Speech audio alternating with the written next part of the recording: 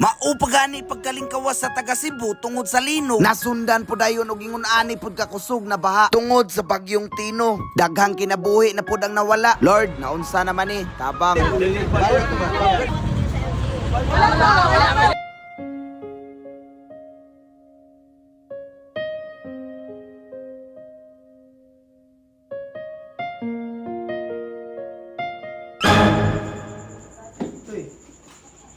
Paguman sa Bagyo, nagsugod dahil midriya og pangripak para makahatag may tabang nila. Pareha ra dahil may taga Cebu. Mao na nagpasalamat yun mi sa Ginoo. Nadili jud kay dako ang gidamit sa amua. Bisan unsa pa kakusog ang uwan, magripak jud mi para panghatag na tabang ninyo. Og pagkabuntag diay namalit dahil midriya og tubig. Kaya ang una namong ipanghatag og una kay pagkaon og tubig. Mao na ni tanan. Syempre di lang tubig. Naat sa tay ko coconut.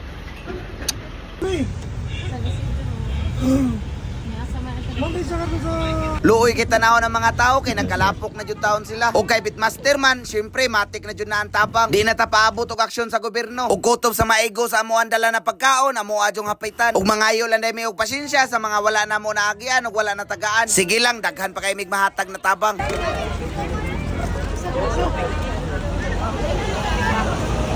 Okay, wala ni kadaghan ang tao.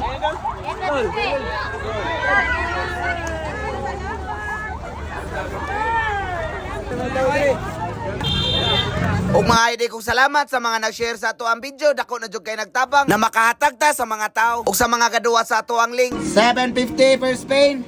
Oy! Oh, patay uro tanan. Wala ka dako. Patay. Wala. 3,000. 18,000 times 2. Times 2. 36,000. Check comment section kung sugay nimo hatag. Tagaan sa tigang GCash, i-share ang ato ang video og pang register. Bet responsible ug bawal ni sa mga bata. Bang! 36,000. Thank you.